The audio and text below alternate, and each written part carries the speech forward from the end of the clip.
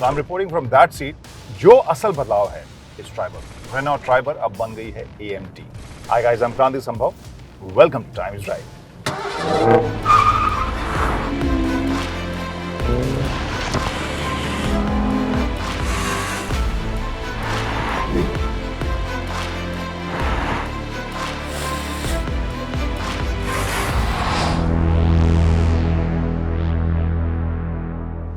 Now this story is special for us और special क्यों है वो तो आपको बताऊंगा मैं, लेकिन उससे पहले एक बार फिर से रिक्वेस्ट, अगर आपने अभी तक नहीं किया please subscribe to our YouTube channel, Times Live के यूट्यूब चैनल को सब्सक्राइब कीजिए. फेसबुक, ट्विटर, इंस्टाग्राम सबके ऊपर हमारे हैंडल्स हैं. So in case you love cars, motorcycles और anything related to that, please follow us and let's keep chatting. तो story इस वजह से हमारे लिए स्पेशल है बिकॉज जब पहली बार ट्राइबर आई थी तो वो स्टोरी टाइम्स ड्राइव की टाइमलाइन में पहला वीडियो रहा जिसने 1 मिलियन क्रॉस किया व्यूज़ के हिसाब से. और अब मेरी क्यूरियोसिटी क्या है कि ट्राइबर AMT क्या वही सक्सेस रिपीट कर पाएगी या नहीं जो ट्राइबर मैनुअल ने किया था रेनॉ के लिए.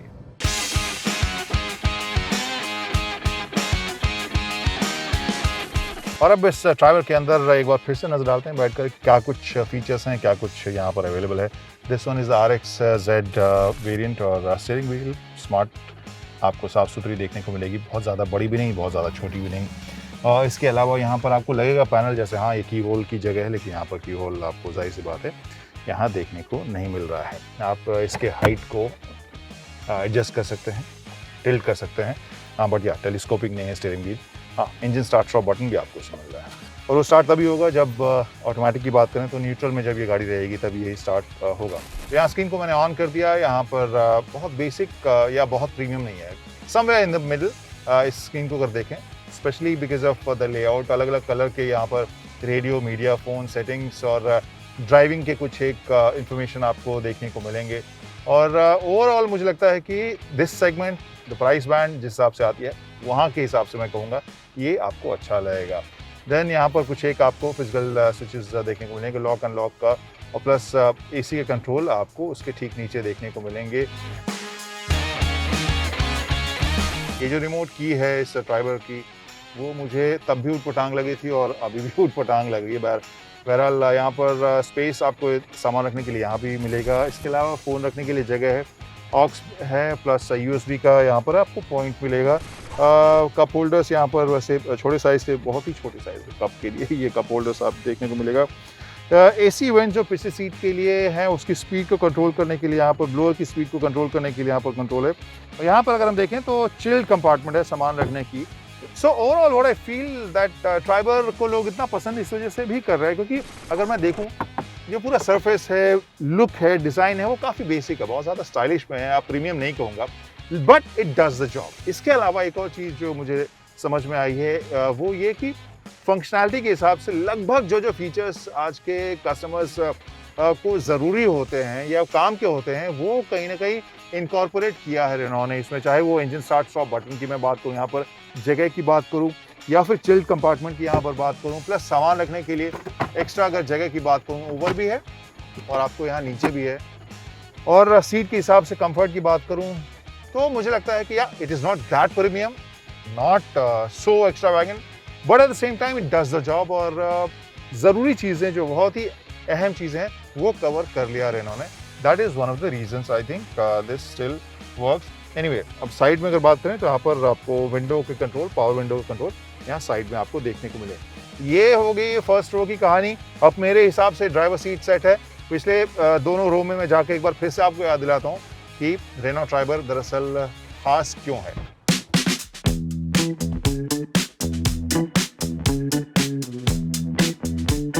क्रांति Sambhav reporting from the second row of Renault Triber AMT. और जैसा हमने बताया कि चेंजेस आपको ट्रांसमिशन के अलावा और कुछ नज़र नहीं आएंगे. तो यहाँ पर एक बार फिर से याद दिलाएं वही बात जो मैंने आगे कही थी कि आखिर कौन सी वो बात है, कौन सा फीचर है जो रेनॉ ट्राइबर को खास बनाता है. And that is the kind of functional space you get and plus some smart features as well. अब यहाँ सेकंड रो में बैठा हूँ, मेरे हिसाब से सीट सेट है और सेकंड रो में मुझे अभी काफ़ी जगह नी रूम, लेग रूम के हिसाब से और हेडरूम के हिसाब से तो मिल ही रही है। बैक बहुत ज़्यादा फ्लश नहीं कहूँगा, बट इट इज़ कंफर्टेबल। जो हेडरेस्ट है that is also adjustable. AC vents आपको बी पिलर में देखने को मिल रहे हैं, विच आई फाइंड वेरी फंक्शनल। जो आप अलग अलग माहौल में चल रहे हो, क्योंकि सामने से वैसे भी आपको हवा आ रही होती है, जब किनारे से आती है तो आई फाइंड कि वो ज़्यादा बेटर है। इसके अलावा आप इस सीट को स्लाइड कर सकते हैं। ये एक फीचर जो बहुत ही इंटरेस्टिंग इसे बनाती है, फ्लेक्सिबल बनाती है।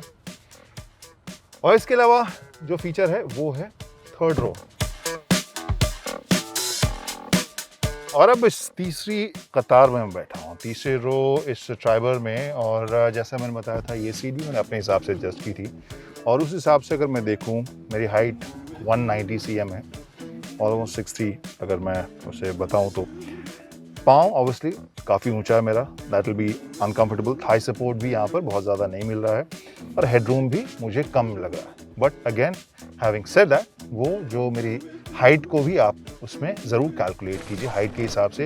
एवरेज इंडियन हाइट या बच्चों के लिए ये जगह फिर भी मुझे फंक्शनल, कंफर्टेबल लग रही है। और जो जगह है बहुत ज़्यादा अगर मैं कहूँगा रेस्ट्रिक्टेड वैसी महसूस नहीं हो रही है। आपको ओरिजिनल वीडियो अगर याद हो, वहाँ पर भी हमने 7 लोगों के साथ टेस्ट किया था, and this did the job. और वही चीज़ मुझे इस स्पेस को देखकर एक बार फिर से याद आई है।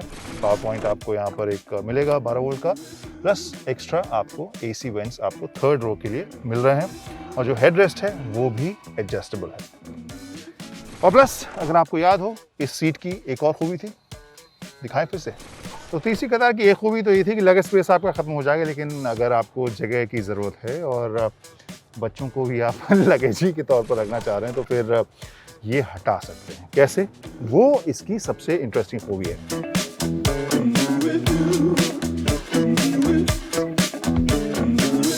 तो ये देखिए 50% हिस्सा इस तीसरी कतार का। इन केस आपको लगेज के लिए ज़्यादा जगह की ज़रूरत है, इसे आप हटा सकते हैं, घर में रख सकते हैं, या इवन एक कोने में आप यहीं पर रख सकते हैं पीछे। और अगर नहीं कोई पैसेंजर बैठ रहा है तो फिर इसे आप लगा सकते हैं। और जैसा मैंने दिखाया, लगाना और निकालना बहुत ज़्यादा मुश्किल नहीं है। Seat Takatak ready.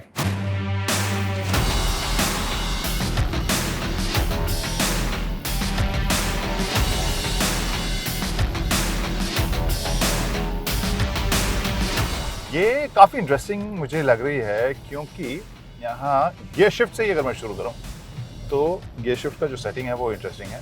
Reverse, neutral, D, that's it. और आप उसे मैनुअली भी ऑपरेट कर सकते हैं अगर आप उसे लेफ्ट शिफ्ट करें तो। इसके बाद मैं इसके परफॉर्मेंस की अगर बात करूँ, जैसा इसका नाम है ईजी, वैसा ही ईजीली ये शिफ्ट भी हो रहा है एक गियर से दूसरे गियर पर। और जहाँ तक ड्राइविंग के मूड का सवाल है, बहुत ज़्यादा फ़र्क आपको महसूस नहीं होगा। जो मैनुअल और ऑटोमेटिक ट्रांसमिशन है उसमें वही इजी गोइंग नेचर उसमें भी था, इसमें भी वही महसूस हो रहा है। लेकिन AMT की जब बात आती है तो हमारे दिमाग में कुछ एक क्वेश्चंस ये आते हैं कि लैग तो ज़्यादा नहीं है।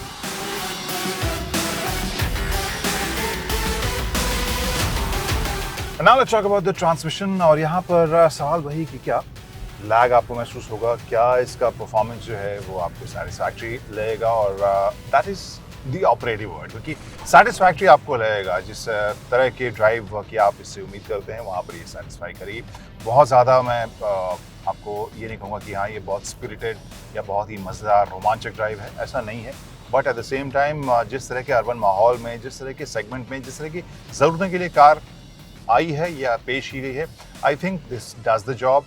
ट्रांसमिशन में अगर गियर शिफ्ट की बात करें तो वो लैग आपको महसूस होगा। और फिर अगर मैं बात करूं इस ट्रांसमिशन के बिहेवियर की, तो दोनों ही माहौल में, यानी अगर आप तेज़ भगाना चाहते हैं या फिर आराम से हौले हौले जाना चाहते हैं, दोनों में आपको इसका बिहेवियर थोड़ा सा अलग ज़रूर महसूस होगा।